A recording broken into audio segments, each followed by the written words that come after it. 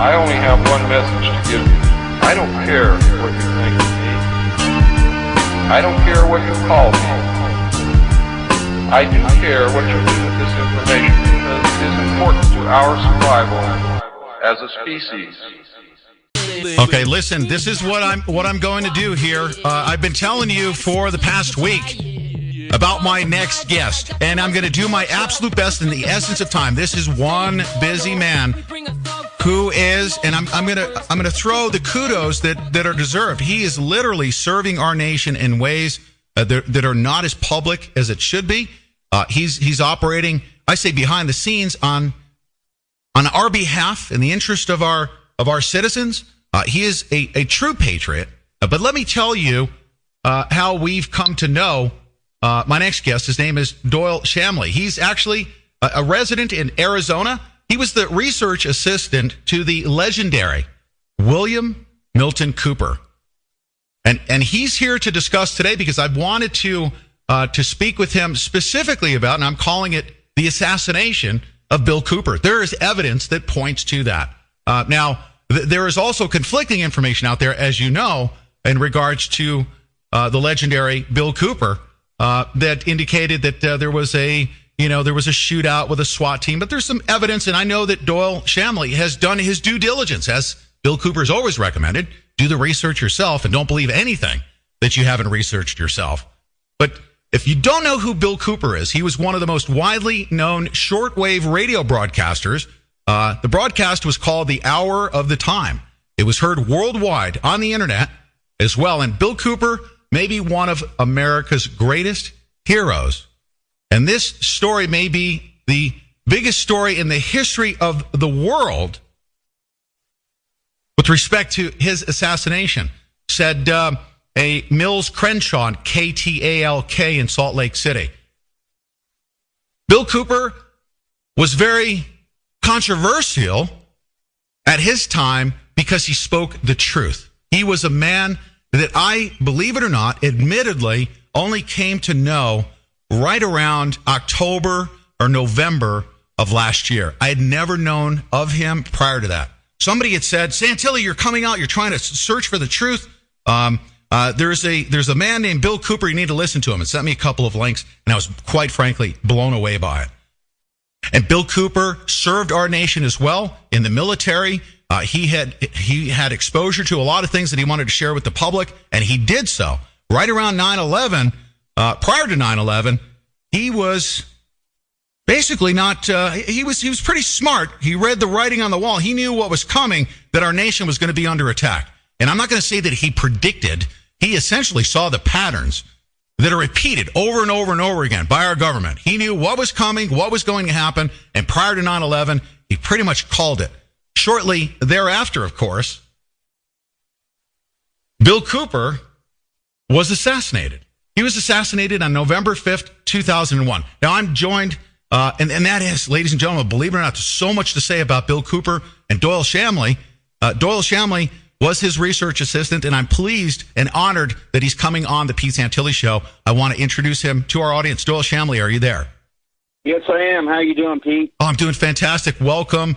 You know, sir, when I first started talking with you, I remember I was just begging to use, the voice and the image of Bill Cooper, and I was asking, to use his information. You were a little bit suspicious of what I was doing, and our show was, quite frankly, it was much smaller than it is now. It's grown by leaps and bounds, sir, because of the work I believe that began with you and Bill Cooper back then with the Hour of Time. We are out there searching for the truth. We're providing the truth, and most importantly, everybody is so starved for the truth, Doyel Shamley. They don't know where to get it. We can't get it from our law enforcement. We can't get it from our government. We can't get it from our media.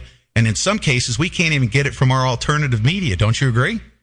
Yes. I mean, that's certainly the case. And until people do start taking, solution-oriented, proactive, that's like our mantra, if you will, a stance, proactive, solution-oriented stance, and start networking cohesively to, have some coordinated efforts amongst themselves, their neighbors, their coworkers, their community, their county, their state.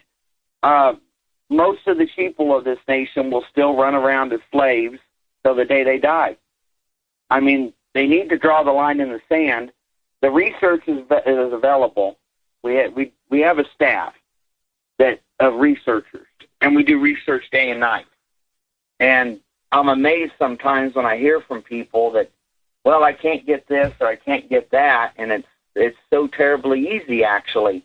But a lot of people have forgotten or never learned how to do research to begin with, because the Internet is a tool of distraction, okay? It's like the opiate of the masses, and it's really being used to dumb a lot of people down. Mm-hmm. I have to take young, new researchers all the time and walk them through how to research in a law library or in archives at any of the states, whether they be the county clerks, because you're going to do an allodial title, or you're looking up laws. They don't even know how to do it. And believe it or not, the world is not on the Internet. So people need to get a grasp of that again and roll up their sleeves and get dirty. Freedom isn't easy, and it's not free. You're absolutely right. It is certainly not easy. And it's something that at this point in time, I would say in our nation, freedom isn't even really available. What we used to pride ourselves in as far as being a free country, I think those days are gone. We're talking about something years ago that they used to motivate us to go to war. And since then, they've stripped away our constitutional rights. Wouldn't you say that right now we are no longer a free country? Wouldn't you agree with that statement? Yes, for the better part, correct. Yeah, for the better part. We do have the U.S. Constitution. It's still there. I don't think we fully understand it. It's not taught in our schools. We don't take the initiative to go out and learn about it. We just say that it's there. We have constitutional rights. But daily, it's being stripped. Doyle, and you see that. You've seen it for many, many years. Yeah.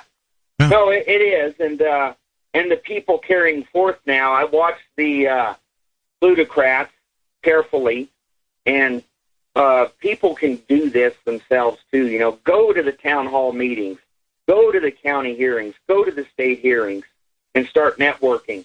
And that's why our research arm is asked continually, 3 times this week alone, by 3 different congressmen to turn out reports, because there's a few that are starting to wake up to the realization that we are completely pinched in a corner and the country is about to collapse. And they know that. And get out there, and watching some of these younger politicians running for office. I watched one that I was videotaping, the 7-person panel running for a particular office in the state. And I love the fact that I was running my digital camera on a tripod, so my hands are free, because of, loonies and leftists that like to attend meetings too, in case you got to stomp on someone. But this guy said, well, I was sitting at home last night thinking about tonight's debate, and when I read about government of the people, by the people, for the people, and the Constitution, I was awestruck and realized why I'm here, and I have tears in my eyes. See, that's just typical. He's lying. He didn't read it in the Constitution anywhere, and he doesn't even know that he's wrong on his reference. He couldn't even keep up with his lies. They're so ill-educated anymore, and a lot of us called him on that. So that is what's permeating our system, and until the people that are aware and awake are out there networking, doing, again, proactive, solution-oriented, we know what's wrong. We know the economy's collapsing. There's no doubt of a new world order or one world order, or however far back you want to go in terminology. And there's no doubt that most of all people holding office are simply puppets of the secret government and are viable to be charged and tried and found guilty of treason. So we don't need to talk about that. What we need to talk about is how are we going to combat it head on. Oh, yes. Now we know it's screwed up. We do. So, and let me. I'm going to back us up here because I know you have a super busy schedule. We have 45 minutes, and I'm going to go uninterrupted. We're going to skip the break at the top of the hour here. All right. And I'm going to pack this in. Now, last year I spoke with you, and I had actually asked you about what your thoughts are as to when we are going to be heading towards this collapse. We know that we're right on the precipice of this collapse. Now, let me back up a second. I've had people tell me, oh, Bill Cooper said that we were going to collapse, back in the late 90s. And you know what I say to them? Each and every one of them. That if we had collapsed when we were supposed to have collapsed, we could have recovered and we could be a great nation again. And I say that if William Cooper were alive today, if he had seen us go as far as we have come to build up as much debt and to strip away our Constitution to the point to where it is today, I think he'd be even more upset. Yeah, I mean, seeing how far we've come. Because the simple fact is that we were crossing you could call it the peak of the mountain, if you will, in the 90s, and we were teetering and a little bit downhill or come right back up if we want. Let's say on a recovery mode, as you indicated. Mm-hmm. We are now over the precipice of the mountain and hauling ass down the other side. And recovery now is going to be brutal and drawn out. We are in the same position that people like you and I, Pete, and Bill, have been and seen collapse of society overseas, etc. Mm-hmm. And we are at that point right now. And any scholar, all the PhDs I work with in social economics, microeconomics, whether it's natural resources, or I have several PhDs that are on permanent full-time, you could say, for lack of a better word, retainer for the research arm in jurisprudence. And all of us are in agreement. All the historical facts are there. We are getting set up currently for a big hammering and a really rough recovery if the people want a recovery. And at this point, most of America does not, quite honestly. I don't think so. And I think it's taken decades of dumbing down, of conditioning. And Bill Cooper called those individuals that have basically just submitted to it, this enslavement, as the sheeple. And I think they have basically amassed hundreds of millions of people now that have been enslaved, that have been dumbed down, and I think they are perfectly ripe to just accept what is about to be delivered to them. Don't you believe that? Yes, I do. The bulk of America that talks big on the internet behind made up names doesn't have the balls to grab a gun and stand up for anything. The bulk of them don't have the food storage they talk about or the skills they talk about. That's why we have continual year-round seminars and classes on those topics, for instance. And besides just the more academia, but also the hands-on stuff. Mm-hmm. And you know that, Pete. Mm-hmm. Look at any chat room in America. It's at least 3/4 blowhard. Yeah. And that's what the country's looking at. Very courageous behind their anonymity. Very courageous behind their anonymity, aren't they? Yeah, and the bulk of the people will do whatever they need to do. Boston was a perfect dry run. If you wanted litmus test of the American people, as the police forces move down the streets and says, stay in your, houses and quiver and don't come out and do this and drive in these times or don't drive at all. It was just another dry run, as was the FEMA practices at the Astrodome after Katrina. And they are discovering, and it's enough now to have actual anecdotal and empirical evidence for the people studying for our downfall, that we are to a point that we're very ripe for the picking. Oh, yes. Now, it'll be like the American Revolution, where depending on what historian you feel most comfortable with or believe in, but they all have the same parameters of 3 to 7% of the country fought the revolution.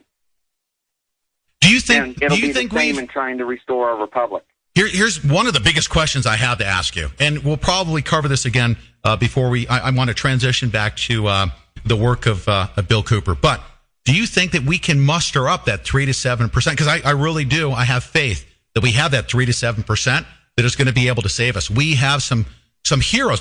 By the way, I want to bring up a name. His name is Lieutenant Colonel Roy Potter. Okay? And he's come out within the past month to call it exactly the way he sees it. Have you ever heard of him? Yeah. Patriots like that who are stepping forward from retired military, from retired law enforcement, from active duty military and active duty law enforcement, patriots that are going to step up and say enough is enough. Do you think we can muster up that support to really defend our nation, defend our Constitution, and save our country and our people? Yes, we can, but it is going to be barely a 3 to 7% margin. So that's why people need to, take a harsh, realistic look at those around them, and it is a harsh and uncomfortable look at their family members. When I say that, sisters, brothers, aunts, uncles, whatever, and their friendships and coworkers, and they need to just be realistic and accept the fact that 3 to 7% of everybody they're engaged with throughout their life, which isn't that many if you look statistically, are all that's going to be there for their back. And they need to get into the time-saving mode, if you want. And people need to face the fact today that you need to write off the dead weight. The anonymous talkers, the bullshit artists, and all them, just write them off, because there becomes a point when the old adage of leading a horse to water, but you can't make it drink. Yes. Well, trying to force them horses to drink after a while becomes futility, and really verges on the definition of insanity, if you will. Yes. At a point, those proactive alliances that are geared up, and many of us are doing it, Pete. I am in daily contact with the sheriffs all over the country that were, and I held those seminars to teach sheriff's jurisdiction in the western U.S. Yes, sir. And the National Constitutional Sheriff's Association all last fall, and all up and down the 28 counties in October alone. And with that, myself and many of us veterans have been really coordinating a lot of activities around the country. Warrant officers dusting off their old books and skills again, and NCOs, etc., all around the country. Awesome. We can do it, but it's going to be a tight one. It's going to be a tough slog, and it's going to be, unfortunately, because if we had paid attention and we had responded to the warning signs that Bill Cooper and yourself in educating the public the way you did, if we'd responded to it back then, it wouldn't be as bloody of a battle as I anticipate. But let's not ponder it's going to be a tough slog for us, absolutely. But that's our fault. Shame on us for not responding when we should have. But back in the late 90s, you and Bill Cooper were working very, very hard to educate those that wanted to be educated. And I also tell our listenership right now, never trust anybody. Get a hold of, read and listen to everything you can get your hands on, and never believe anything that you haven't researched yourself. Yeah. And that was that your, from behind the scenes, can you tell us, was that your mantra? That was your goal? You knew what was coming, and you knew what the people needed to know, and that was the advice to give them then. That's still the same advice we need to give people these days, right?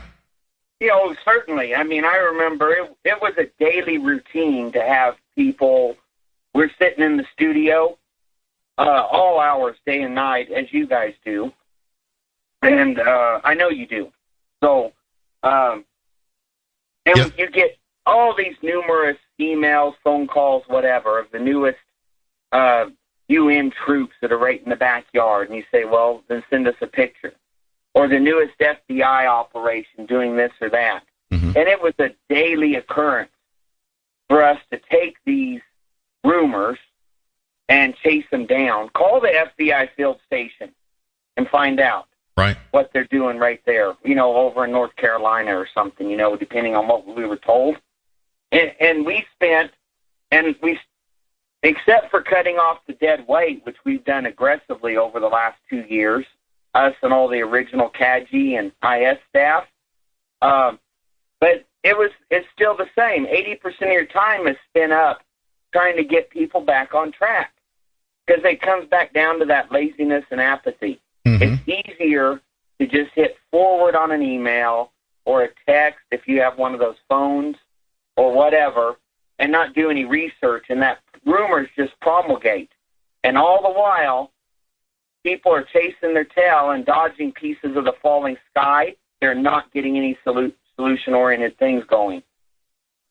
I would say the bulk of that stuff is started by agent provocateurs. Yep. I mean, I'm confident in it. We already know that they're using social media throughout the world, but especially in the U.S. heavily. Mm-hmm. And if you don't just go out and do the simple research, and then when you find out something's false, then stop it. Don't hit that forward button to 400 more people. Right. Because you're only adding. You're only helping the enemy. That's right. They have mastered since, and in the mid-'90s, that's when the internet really started coming about. You had access to, I called it the world's largest library with the books scattered all over the floor. You had to use, some pretty good skills and some pretty good discretion when you went out and took a look at the information. Now they've mastered the art of disinformation to confuse you and send you in so many different directions that you pretty much just give up. Let me go back to that time and really start digging into this, because I know that you need to move along. You and your researchers and Bill Cooper were onto some stuff just prior to 9/11. You saw where the country was going. You saw the banking system should have collapsed back then. I think 9/11 gave them the opportunity to kick the can down the road with trillions of dollars in military-industrial complex revenue, war money, essentially. But you saw the writing on the wall. You saw the patterns that the nation goes through false flag attacks. False flag attacks occurred back then. Bill Cooper talked about it, and he called 9/11 just prior to 9/11. And it wasn't because he was clairvoyant. It's because he did the research himself. He saw the patterns. He analyzed it. And what tipped him off that 9/11 was coming about? What was the one thing that tipped him off? It wasn't a gut feeling. It was from the research that you guys did, correct? Yeah. It was the culmination of watching, getting to this day is still the same. Tremendous amount of data in, and starting to see the pattern of a gearing up of, we need something that will be a false flag attack on our soil, but we're still facing the repercussions of, if you will, very little, but of Waco and Ruby Ridge. So we can't go that route. It needs to be a foreign boogeyman. And as was discussed post-war, even pre-World War II, actually, the UFO thing didn't quite work out. And then Eisenhower and multiple peoples wanted, this outside alien force. The Vatican, I've got reports from the Vatican that, talking about, they call it astrotheology. There's a whole field of study in the Vatican on it. Those didn't quite work out. So the best way was watching the intel was the heavy troop movements and the political posturing that was going on through the lending powers.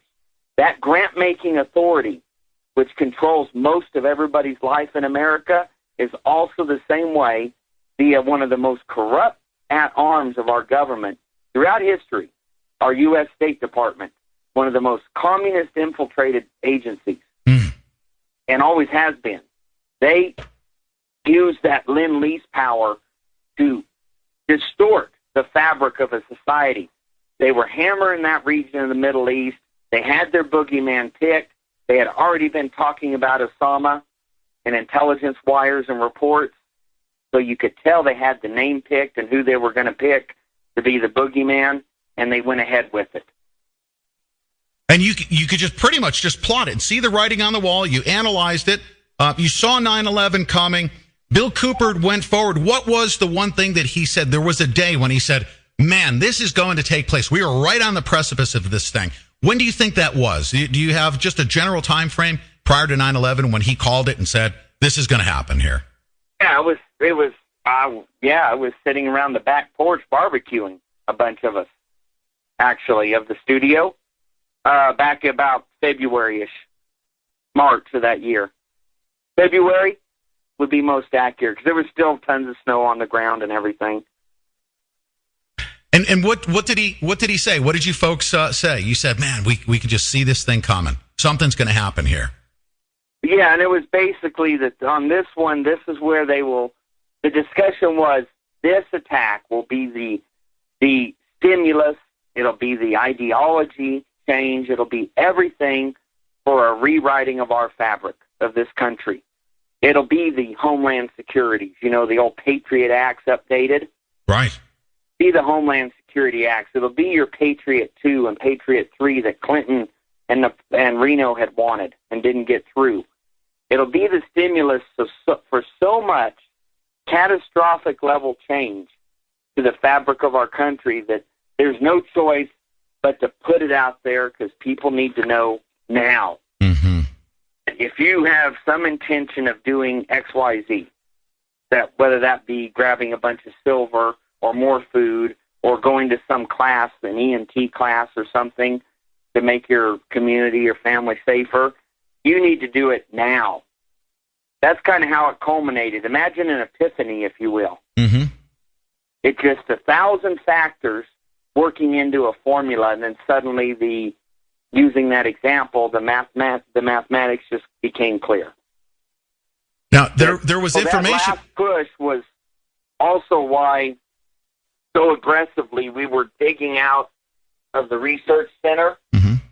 all of our oldest, rarest esoteric writings.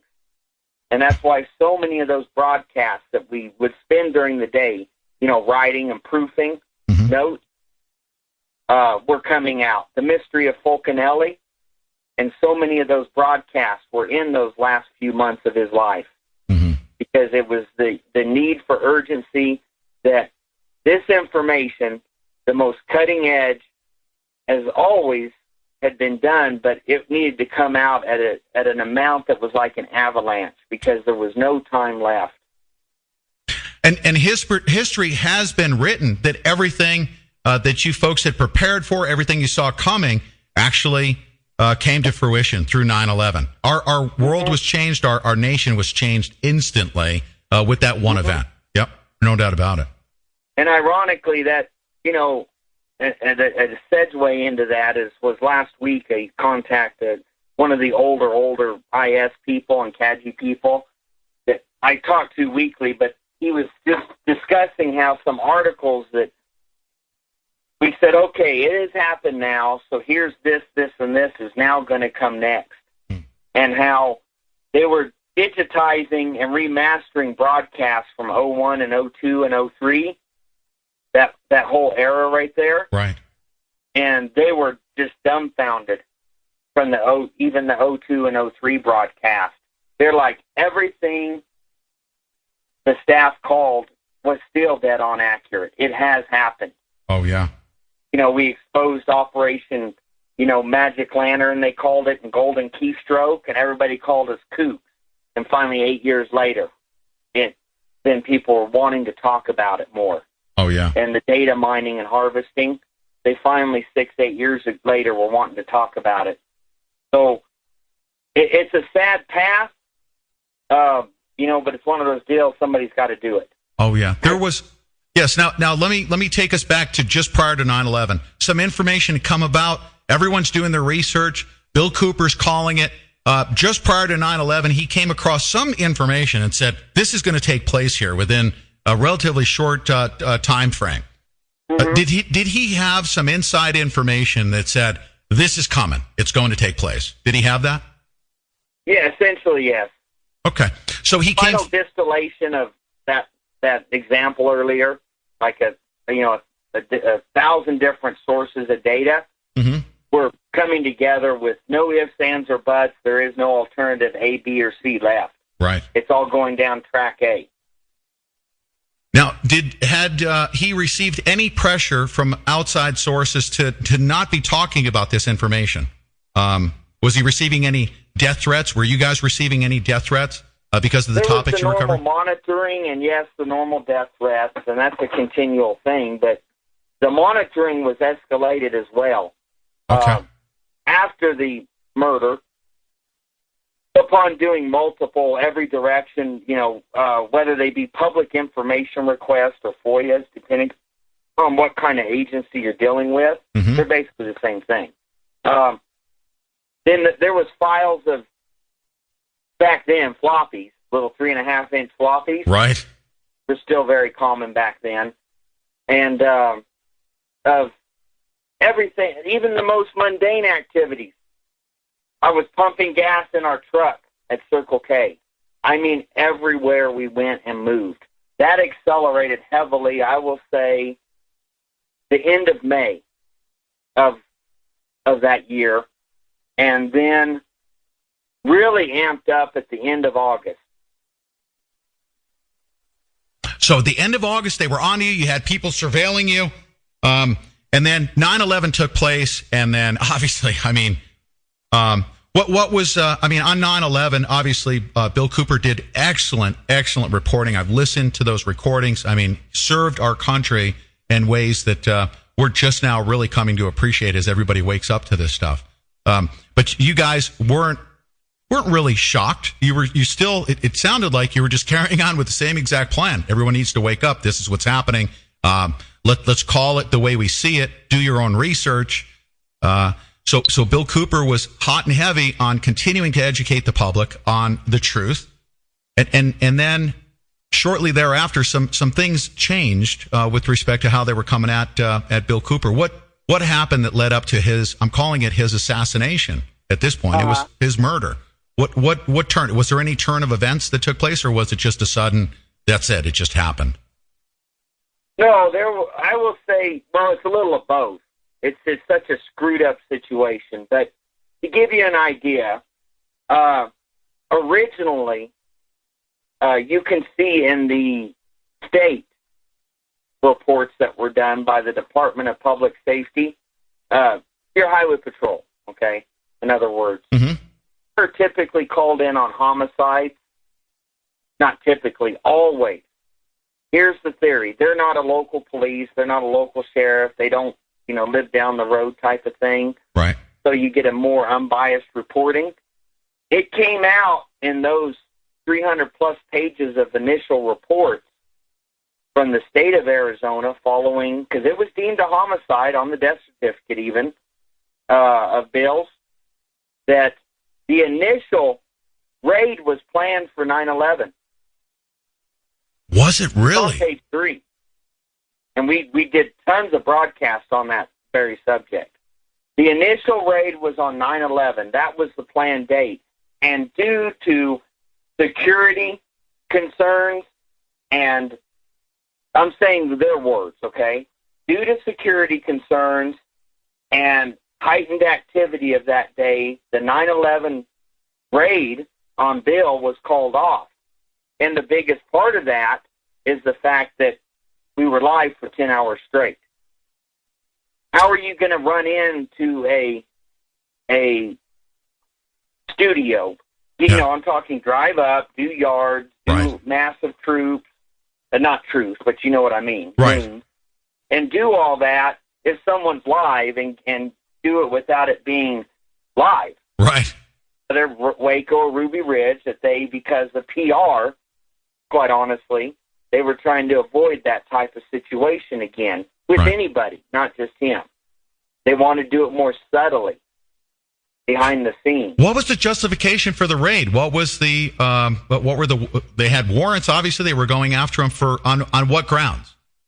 Well, there's multiple sets of warrants, if you will. Many of them had been called off even as time went by. Mm-hmm. Everything from assaulting some citizens locally to threats and intimidation to the whole federal marshal thing, wanted list that had started on us back in 1998, because of that jurisdictional piece we wrote and had delivered to every member of Congress and Clinton and Janet Reno and all of them, certified mail return receipt. And we all signed it and had that delivered. That was one big amplitude. That's 1998. Right. And then as it got closer, there was an amassing of all these other figures. There was court orders for supposed back alimony from a former wife from 20 years ago that had been upgraded to felonies.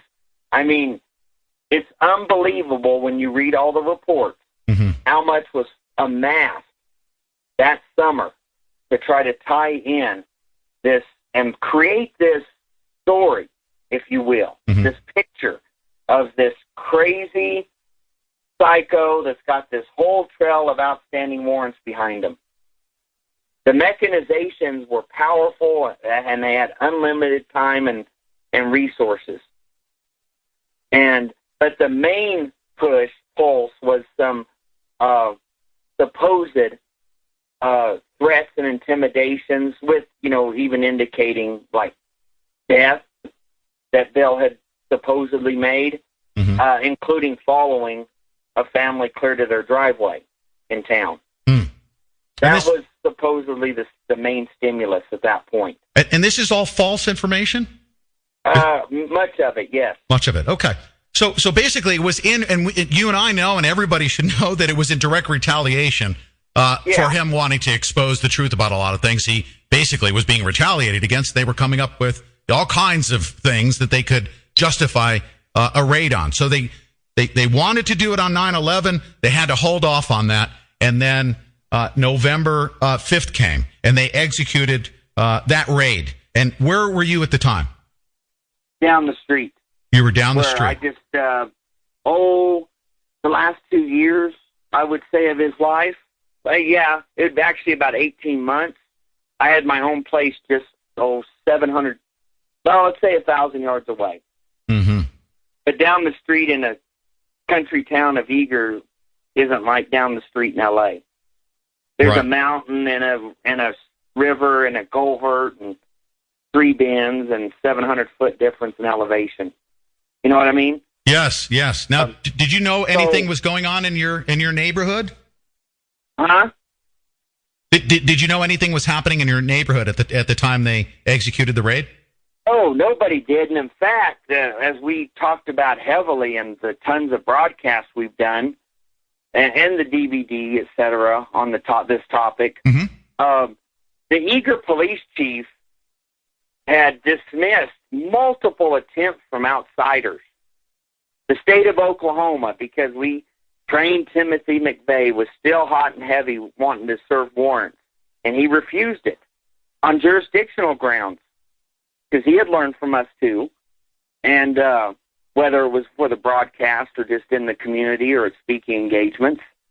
And he had basically written them off, these accusations, and Eager wouldn't engage him, the police force. They said, he's just the town eccentric. Leave it at that. Right. So the police force, the Eager police, weren't even up there till it was done. Wow. They were called more around 1 in the morning for an 11:45 at night incident, and told, oh, by the way, you've got a resident dead. Wow. Yeah. Wow. Yeah. Now, most importantly here, and I want to just pause right now, because when I had asked you to come on to talk about this, you were absolutely correct, and I want to share this with our entire listening audience, that all of this information is out there. That all of the research that has been done into the assassination of Bill Cooper is well documented. And shame on all of us for not having done all of that research, because we're all very fascinated by what you're talking about. We're very interested. We want to know the facts, but the facts are right there before us. All we need to do is if you don't mind me saying so, you said everyone needs to get off their ass and do the research themselves. And I will discuss it this one time, but the main message that we need to convey to everybody is you do the research yourself, and you will believe what you have before you. Yeah. Versus us serving it up to them. So this is all well documented. Yeah, and like I say, like today's broadcast, for you, Pete, no problem. And your cohort there, I'm so sorry, I forgot her name. Susanna Cole, yes. I apologize. That's okay. That, but, that's okay. We had discussed this till we beat the dead horse into a mummy and back into dust. I mean, and people say, well, I didn't hear this, but I heard these 18 interviews you did on the topic. Well, what do you mean you didn't hear it? I mean, we've given you the time frames, the reports. On the website is the Hold a Pale Horse book, audio book, and Oklahoma City, the original as published. There's some hacks out there who have distorted some of the publications, actually, like they're fond of doing to the audios. And right there's the toxicology report. Right there's the autopsy report. I don't know how to make it any simpler. Yes, sir. Just a pitiful state of people. It is. But for you and your request, I said, yeah, well, I'll talk about it one more time. And but this I think the most telling things are the facts that people that, when Tex Mars was about to lose everything, and we were the only ones in the studio saying it doesn't matter what his personal life or beliefs are.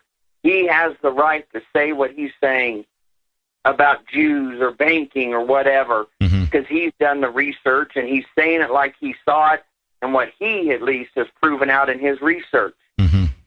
Some of the few people in America defending him when he was at his lowest point in that 98 to 2000 era, he comes out with that synopsis of Bill's murder in his book. And, he's always claimed in his books that he does this thorough research, and if somebody has a correction, he'll acknowledge it. Right. Well, he didn't acknowledge it. He just republished it after hordes of people over a 2-year period hammered him. Tex Mars made no attempt to get an accurate story. He published that Bill was at a stoplight in town driving and was approached by the police, and this led into a car chase through the stoplight and to the house. He published total horse shit is what he did. And later, finally, when enough people hammered him, and several of these people sent me scans of their certified return receipt letters pointing it out to him, so they had proof that he received their mail around the country, and I didn't orchestrate any of it because I could care less about him or his book and lies. But because everybody was doing it, Commander X, everybody making up stories to get famous, off of his death. And he finally changed it, but when you get one of the newer editions of the book, and it doesn't say errata, which is standard English forever in professional and technical writing, with an update and correction, it's just changed to be more correct. So it never looks like he ever did publish that total bullshit. That's just fact. And that went on all over. The Anthony Hilder rushed right to the CON, the Conspiracy Convention, and we're regular invitees of that, and we chose to quit going. And he ran right to that after the funeral in the Bay Area with all sorts of glamorous writing. Let's, if we could... so several people that had been in the genre, if you will, for decades around us, it's disgusting how low they will stoop to twist stories and put out fallacies and glamorizations to extend or expand their sphere of influence or careers on the death of somebody. Unbelievable. Yeah. Sir, let's go back and give, if you could, based on your research and the research that everyone else who is interested in knowing the truth can go do themselves. But the events that led up to Bill Cooper's death, he came out of his house. From what I understand, they did not want him going back inside. When they showed up at his property, he was outside of his house. Is that correct? Can you give us a brief synopsis of what took place when he was shot? Yeah, the long and short of it was a Chevy pickup, just a plain Jane truck, unmarked, in other words, pulls up at 11:30 at night, blasting music. Okay, at the end of this cul-de-sac, opposite his home. And his bedroom was upstairs, and using the plant that they had, which was his long-lost daughter, who drew articulate maps and gave detailed descriptions. She was only there to backstab her father in the reports, and then she used his death to get famous afterwards, Jessica, when in reality all she did was run and squawk to the law enforcement of the layout of the home and his habits. And it's all in the reports, signed by her. His bedroom was upstairs, so, imagine just looking out of a very tall second story and seeing up the way. And this was a common occurrence with maybe high school kids wanting to go out and do whatever on a Friday night and go chase them off. So he went down there to confront them, and when they wouldn't leave that Chevy pickup, And got to realize, no street lights, nothing. This is real rural America, like all America should be. Mm-hmm. And so he turns around, and he even told him, I'm going to go back and call the police. So he turns around, and I guess that was the signal. Like, oh, shit, we're busted. Because remember, they haven't involved Eager Police, as I said earlier. Right. And here he's saying he's going to go call them. So that's when he had just turned around, and initially some goons came out of bushes to his left on the hillside on foot and ran at his door and then stopped, and he put his hands out kind of open-palmed. Mm-hmm. And then at that point, when they accelerated retook up movement towards him, he threw it into gear and floored it. One of them was jumped up. It was a step-side pickup Bill had, a blue Chevy step-side. So they jumped up on the little running board, and, they want to reach in and yank your shifter in the park. So he got thrown off was all. He didn't get ran over, barely scratched. And Bill jumped up, kind of went over a little hump and ripped out his exhaust system getting back to the home, maybe a cumulative 350 yards. All this is occurring in. Well, in that back of that truck, they had plenty of manpower. They actually had the two people in front, the appearance of partiers to lure him out of the home. Right. In the middle of the night with the loud stereo. They even had a personnel laying in the floorboards, and under a tarp, 5 more in the back of the truck. Wow. Okay. Besides what had been moving around the periphery of the property in the dark. Right. So when he gets up in front of the house, he's just locking it up at kind of an angle, like how you would in an emergency.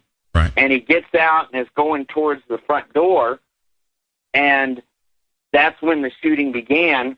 There's a lot of indications that one deputy shot the other deputy, who's Marinas, that got injured, and it was blamed on Bill because of the layout, the crime scene reporting done by that, I told you, DPS.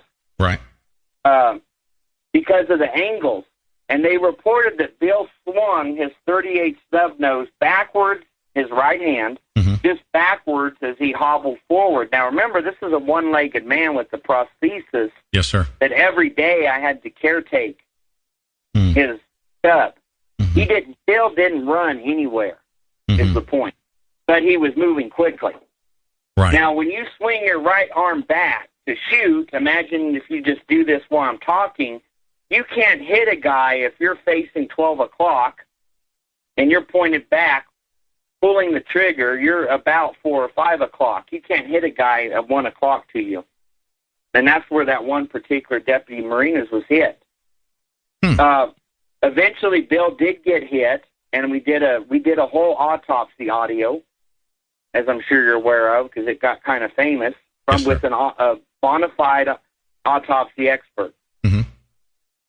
And there was stippling evidence. Now, stippling only occurs from those unburned or still burning flakes of powder coming out of the end of any muzzle. Right. And it can only appear within 16 inches of the target. So when they got him down, then there was multiple close-range shots right at the body because there was those little unburned powder flakes causing that stippling on his skin. At point blank. Basically, yeah, that is considered point blank when you have stippling. Right. And because of the angles of them, and you can track the course of events in a good autopsy, and we were able to do that on our famous broadcast about this. He already had a fatal catastrophic wound, and multiple shots occurred even at point blank by legal definition after the catastrophic, you ain't moving nowhere. You're not twitching, you're not responding, you're down and out. Right. And that was right shy of the 4-foot concrete walkway to the front door. Head was laying just inches away from the rock border. And when Eager Police was finally called 2 hours later, that, you've got a resident dead, by the way, in your town, in the report showed that in case of any fatalities, the attackers had even prearranged with the ambulance services that if they were to come through town, not to run sirens. You know, that way people aren't getting woke up. Right. And when the next thing I know, there's flashing lights coming into my home down the way. Right. Sorry to always talk like a redneck, but... No, that's okay. Everybody so should. That was instant alarm, what's going on. And it was one of the local police that I knew. I mean, I knew them all. I know them all still. Right. And he was walking up to the door. Well, I knew something was wrong, obviously. And those lights were barricades that were getting put up at the end of the road by one of those agencies that was involved to block off my road. And he was approaching, telling them, "What, are you guys dumbasses or what?" That's basically was the sum of it out the end of the street. And came up to my house and said, I came out and said, "What are you doing? What's going on?" Because you just know. Right. They don't just come to your home for the heck of it. Yes, sir. You know, and with lights and shit. So I said, "What's going on, Frazier?" And he says, "Let's sit down here on the porch." And I said, "Yeah, grab a seat." And he had his blue windbreaker that said police on. That's rare. That's little towns. And he says, "Bill's been murdered." And I said, "What?" I mean, he was like, "What do you mean?" I said, "What do you mean?" And he said, and he gave me a brief rundown of this on the spot, and said, "Now we're protecting you because they wanted to come after you, so we've got an officer assigned to you." And they did keep their word and did that. And he said, "They told us in our briefing at 1 in the morning when the chief finally got the call and called me as the only detective on the force.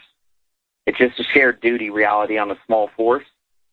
And we went up there. They said we did not want another Waco or Ruby Ridge, so we weren't going to allow him to get in the house alive." Yeah. Because he could call me. Right. Or he could link up with WBCQ, you know, get on the Comrex and go, or whatever. So they had never had an intention of him getting back in the home alive. So there's your synopsis. They protected you at that point, and thank goodness they did, because you're here to you're here to tell the story, and here to of course you have for many years to tell the truth, of course. But you have not, and thank you very much for sharing that. And ladies and gentlemen, most importantly, the reason why we're documenting this, and Doyel Shamley has said, "Pete, I'll do it for you." We have actually honored Bill Cooper on a daily basis. And because of that, Doyel is willing to share this story one last time. But we want to encourage each and every one of you, just as Bill Cooper encourages us, and he did for many, many years, do the research yourself. Don't believe anything that you have not researched yourself. Don't trust anybody. Go out there and do it yourself. The information is there for you. That's the main message we want to communicate here. Yeah. Yeah. And, a real quick aside, because that even saying they protected me is kind of that's technically wouldn't be the right term, but the long and short of it was there was helicopters over my house at under 100 feet as the day went on, snipers stationed on hills, and numerous outside forces coming.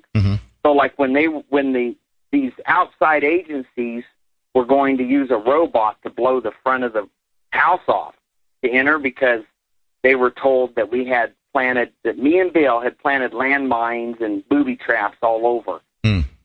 Said, "Dude, he's got 2 little fatherless daughters now, and I am the head fiduciary," and the chief backed me up on it and said, he's right, and you can't break their common law trust, and he is the fiduciary. So I said, "Don't be blowing the damn front of the house off, you idiots. That's the only thing they're going to have. At least let them go to college on it or something." Right. I mean, Jesus. So they took me to that meeting in the eager police car. And when some of the agencies, they were just being assholes, Pete. You know how they are. Yeah. So like they said I couldn't finish my cigarette. And I was in their meeting room, their incident command center, they call it, an ICC. Sure. They set up like in a trailer. Right. I said, fine. I put it out in his cup of coffee. Good for you. And so they get a little pushy, and that's when he would kick in, the eager officer, and say, "Well, we're leaving now. Come on, Doyel," and then just park on my road, just right next to the house, right, to keep everything else at bay. Yeah. What's going to come out of the helicopter? what news media is just going to show up, you know, things like that. Right. So, you know, protection, you know, it may or may not be the right word, but you get the gist now. Their presence could possibly have saved your life, just their mere presence alone. I mean, That's well, great. Yeah. I'm confident, yes, ultimately, because this place was swarmed upon. Schools were shut down upon outside advisement from state agencies, because I was going to make the call, and the policemen that were running a barricade for the crime scene asked me, because it was a horrible monsoon, the sky turned black, everything. We have monsoons that are normal, but it really came down that day like something out of a Twilight Zone. Wow. Like they had brought evil to the town. Oh, yeah. You know, like that type of scenario. And I was up there, when are you done? When are you going to be done? When are you going to be done? Every 20 minutes. And at the barricade, and they said, Doyle, are you going to make that call? Because I'm just here running a barricade, and I don't feel like trying to have a shootout with 10,000 militia members. And I said, where'd that come from? And it was more of that behind-the-scenes reports from supposed friends of Bill's. One particular friend that Bill talked about on the air even, he had knowingly allowed and gave permission for his phone to be tapped for that last year of Bill's life, and then would call Bill every day so he could, and then that way Bill was not suspicious of a daily phone call from someone he thought was a friend, Dave Mann, and that way they were constantly recording all the phone conversations. I mean, all this came out afterwards when you could start getting reports and floppy disk. So Doyle, and thank you very much for sharing that with us. The system went after Bill Cooper. We had a bunch of law enforcement people, whether they be with whatever three-letter agency, the DPS, the FBI, the IRS, it doesn't even matter. The system itself, with all of these individuals thinking that they're serving their country in a law enforcement capacity, they're probably, good Americans, and they're only fed certain information. But the system itself went after Bill Cooper for him telling the truth about a lot of things they didn't want the public to know about, correct? Isn't that a pretty safe assumption? Yes. And one of the other very telling things that people seem to have forgotten from our past broadcasts, so I'm going to take advantage of you in this offer and get it out again, is Officer Goldsmith, who it's felt maybe it shot the fatal wound, not the point-blank one, the fatal one, an aim shot to the heart region and things like that. Right. He was the one that's most in line on the schematics of the crime scene, which the schematics jive, getting to see like tape and brass casings. He was the one most in line to hit this Officer Marinas, not Bill, as I described earlier. About a month after the incident, Officer Goldsmith went to his leadership and said, dude, we need some internal investigations. I've got a lot of trepidations about that day. And they said, oh, it's just PTSD. Take another day off and go home and forget about it. And he pushed the issue again. We need to have some kind of like large-scale outside agency complete audit, for lack of a better word, of what happened that night. Sure. I think he himself kind of knew he might have shot the other officer, and I think his morals were finally kicking in some point here. Because, he had just been fed that here's this guy with 50 warrants or whatever of shit. So, and he obviously was getting to see details as time went on, just like us. Sure. All of a sudden, next thing you know, one of our local National Guard units is coming home from the Middle East, a tour, and there was a welcome home parade, and he was in this motorcycle cavalcade, the welcome home, and I saw him at a little lunch break here on a big bus coming back from Fort Sill, demoving, and then they were headed over the mountain to their hometown. And he's part of this cavalcade, and an unknown suspect, it was never solved, came out and ran over him. That officer. Wow. That was for an inquiry. The one that was demanding the inquiry and into the incident that he was involved in. That's remarkable. Yeah. And it traumatized his wife, and she tried to approach me about a month after his death. they're locals, mind you. Right. Or were, past tense. And she wanted to talk to me bad and in tears. And she somehow dug up my number through the police, I assume, and called the home. And I was like, whoa, this is crazy. So I called a deputy to go with me to watch my back. Right. And at that point, when I called her back and said, okay, we're going to meet in this very visible Circle K parking lot and talk. Right. Didn't know if it was another setup. Then at that point, within just a small matter of time, maybe 3 hours went by, and I'm going to call her back to tell her, yeah, I'll meet you at 5, and you can tell me whatever's on your chest. She suddenly had changed views. Something got to her or somebody, and she says, I can't meet you. I can't talk about it. And when I was doing follow-up research for the people that made the documentary on Bill, in that day, part of that, knowing they were coming, I was down at the state huge library in Phoenix and doing the microfilms, and the desk clerk was helping me.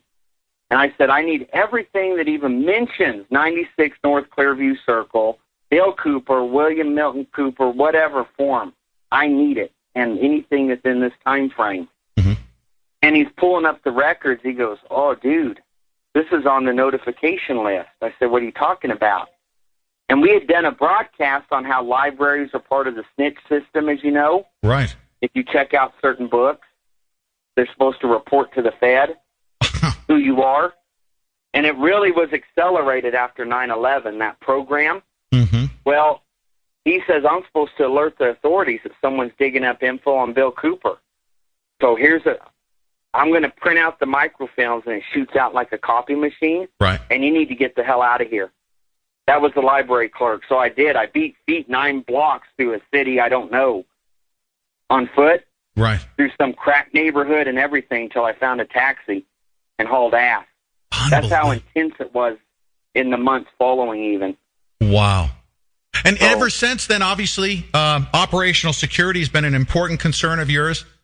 You've been serving our nation very, and I say this with, a little trembling in my voice. I mean, obviously, you've had concerns for your own life. Have you still been followed ever since this incident occurred, or are they still trying to get to you somehow, some way?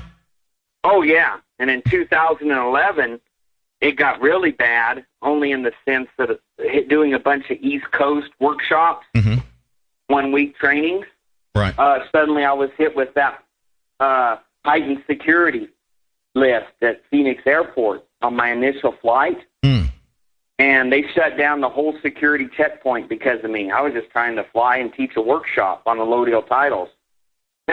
And then at another driving checkpoint, I got hit in on the same month whirlwind tour, and by now I'm in Ohio, Michigan region.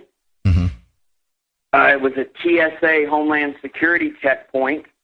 Everybody in the vehicle was clear until they got to me in the back seat. The vehicles diverted off the path and went through 3 hours of interrogation. And I wouldn't brake, so they got pissed off finally and just let me go.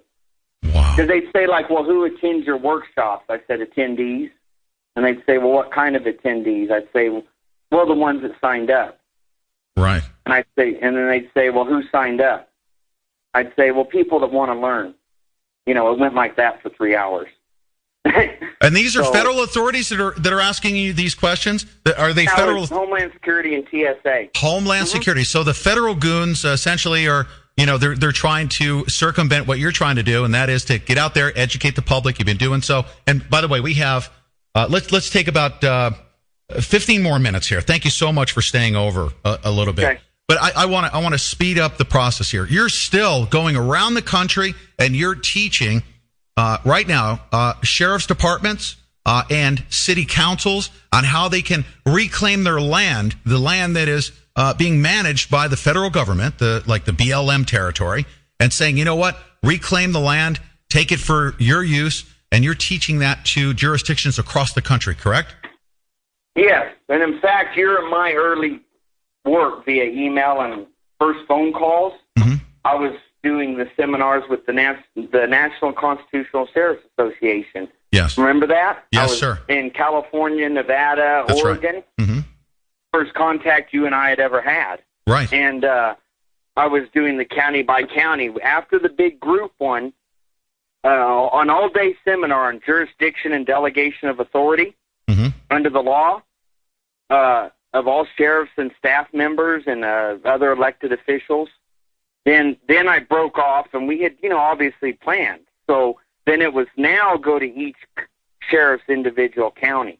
Right. And then some I couldn't hit on that particular tour, if you will, because they were like in Michigan. But many of these sheriffs are the ones that you have seen on the news, on live on video or in reports that have been drawing the line, yes, saying, sir. I have the jurisdiction, not you, or no, I'm not going to enforce gun bans because you don't have the jurisdiction. Right. I'm proud to say that many of these popping up in articles are very people sitting in that workshop.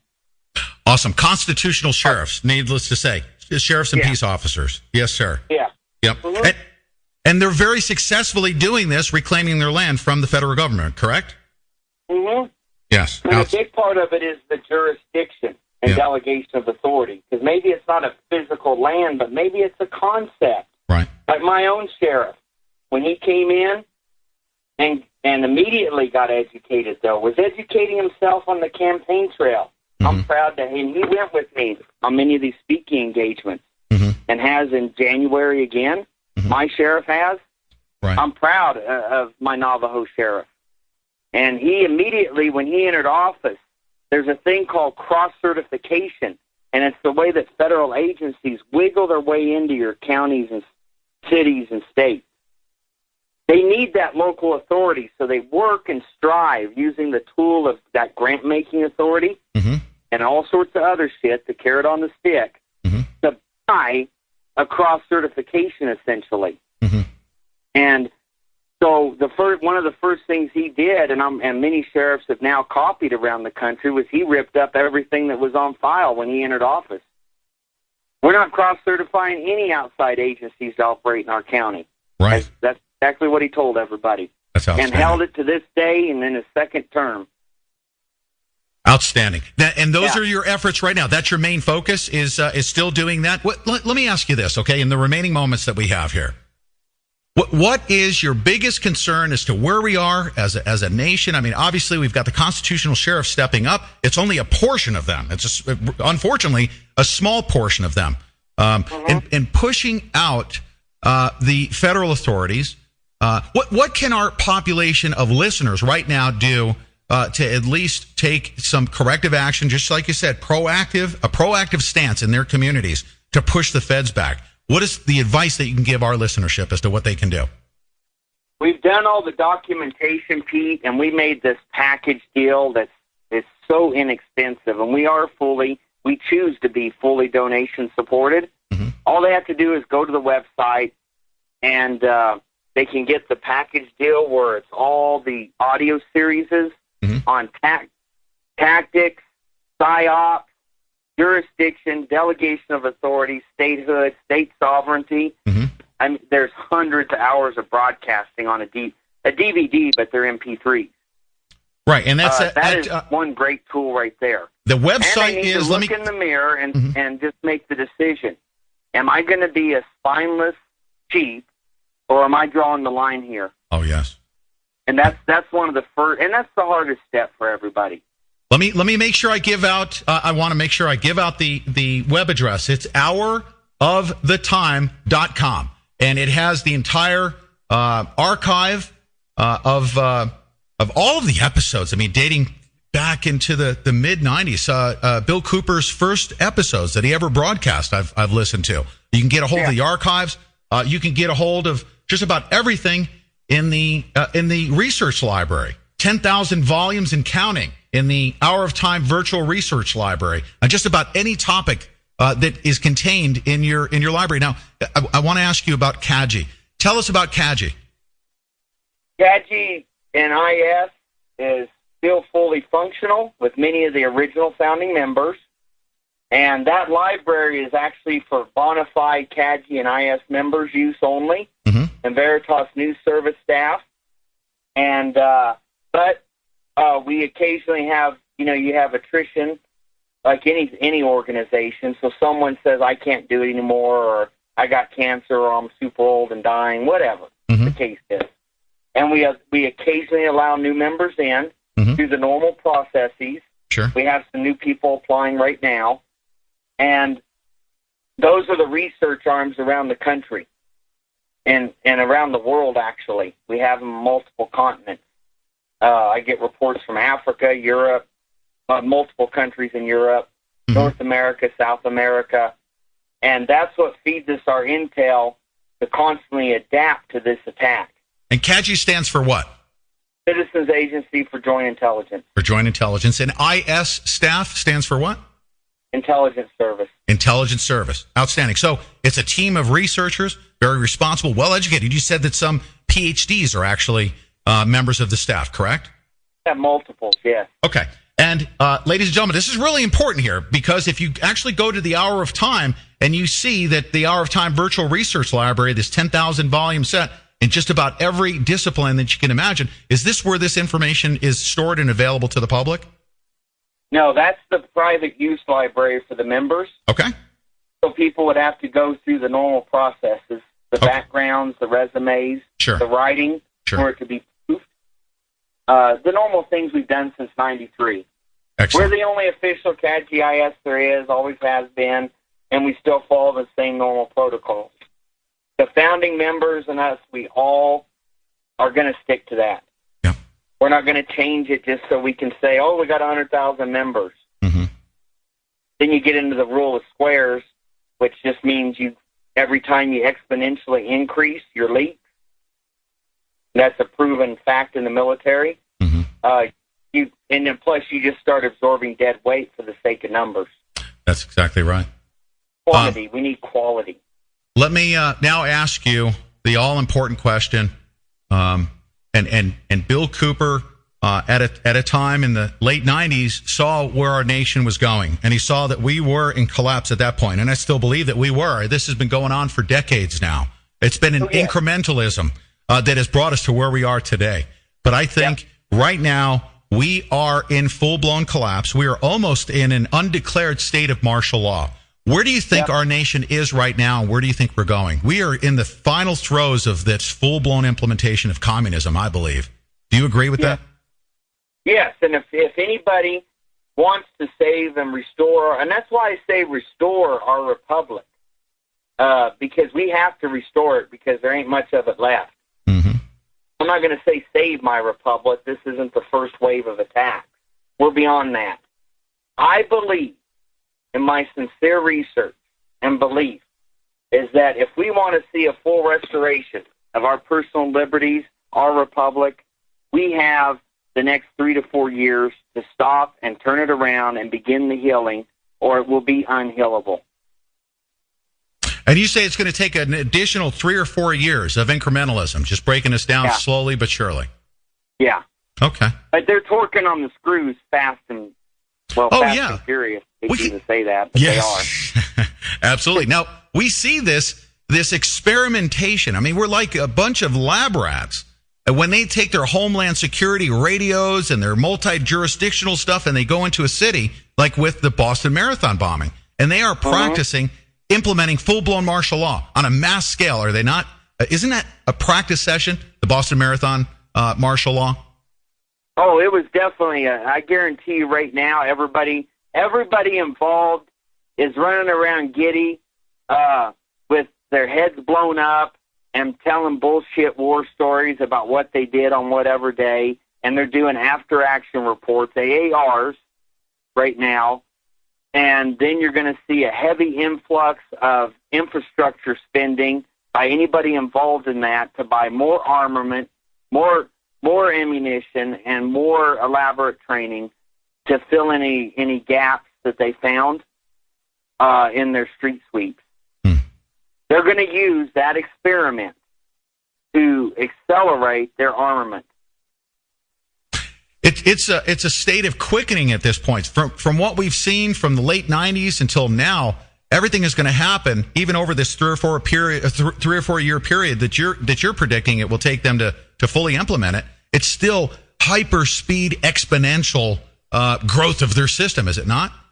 Yeah, a month now would have been 6 months a decade ago. Yes. In other words, and I only give it 3 to 4 years because I qualified it with the words of "we will not recover." You won't ever have a republic or personal liberties back if we get that far. Yes, we've got this very narrow time frame to start what's going to be a decade-long healing period, a restoration again of our republic. Yes, sir. So you're looking at doing it, getting something started, and then another decade of trying to heal and turn around. Because think of it this way. Think of the 46% of America that's on some kind of government payment that you have got to, over let's say a 10 or 20 year period, say, well, sorry guys, but you're no longer going to be controlled with this welfare check or this or that thing. So you're going to have to get out and do something. Quit pumping out babies and go get a job or whatever. Right. Depending on what area you study. Immigration, whatever. And that's just not something you do overnight to a generation that is, the technical term is habituated. And essentially on the payroll. Yeah, they have been habituated. Yes. And that's what they know. They don't know any better. They don't know any different. Yes, sir. So when you cut them off, suddenly, overnight, whatever, occurs in a collapse to start the healing, because you got to collapse to heal. We're beyond just healing, trust me, in this republic, what's left of it. We're not just going to go, oh, okay, we got some good congressmen and senators now, and we're going to start healing the country. That's gone. We have to collapse at this point. We have to hit bottom, totally bottom, before we can restore this republic. And when we hit that bottom, what do you do with those millions of people on the dole, on the federal tit? Yeah. You let them starve and riot in the streets? I mean, you see how it's going to compound? Yes, sir. So that's why I say it is still a piece of the fabric still left that could be restorable. If it goes beyond the next 3 or 4 years, we're going to have lost another generation since their big push started in the 80s. Right. We'll have lost a second one. And as the communists have said, actually it started getting promulgated during the French Revolution. And all your folks running around with the Fijian Caps of Liberty in the French Revolution. Yes, sir. They knew then, and they were proud of it. Stalin and Lenin published it heavily. Give me 2 generations, and let me get to that 3rd generation, and I'll control a country. Oh, yes. And sir, so that's where we're at. Sir, what is, right now to our listenership, what is the fix? Right now, what can you tell people? This is the fix. This is what we can do. This is the revolutionary change we need. What do we need to do? What do you believe the fix is going to be for each and every individual that's hearing your voice right now? Okay, every individual needs to become as self-sustaining as possible. I don't care if it's one marine battery. We've given classes on solar on the broadcast and in person. I don't care if it's one panel. You need a way to charge all your devices you like, or at least minimal communications equipment. You need to be self-sufficient in skills, so mental skills. Your brain's always with you. So don't just hog wheat and not know how to use it. Okay? If you are self-sufficient, you can't be pushed around. That has to be a priority. If you don't carry the Constitution in your back pocket like all of us do every day, plus have it memorized, you're not helping. And you need to learn your rights. Those are the 3 biggest facets I could see. Learn your rights. Because you are not a victim. If you can't be turned into a victim, Pete, take Katrina, take anything, then you're not a puppet. That's and if you have millions of people across America that can say, go to hell, Mr. Federale, piss off. I don't need your welfare check, or I don't need your store that's only got 2 days of food on its shelves. So play your games. Right. Then suddenly they don't have as much ground. They don't have a good a step to launch from when you can't just be forced into a food camp. Yes, sir. Now, so that's the way I see it. Learning our rights, and I'd like to conclude on this very, very positive note, and I think you're going to agree with this. Knowing our rights, learning our rights, and knowing our rights, and knowing the Constitution, and being self-sufficient is essentially right to the core of our being, in that we were born here with certain inalienable rights. God gave us certain rights to defend ourselves, to live freely outside of this enslavement. And we can each do that as individuals, and nobody can ever take that out of our brains or away from our bodies, right? Correct. That's absolutely right. Now, Doyel Shamley, I thank you so much for all of your time. I thank you so much for everything that you've done for our nation in service of our country. And thanks for your time, and thanks, and good luck with the Washington, D.C. meetings. All right. Thanks, man. Oh, thank you so much.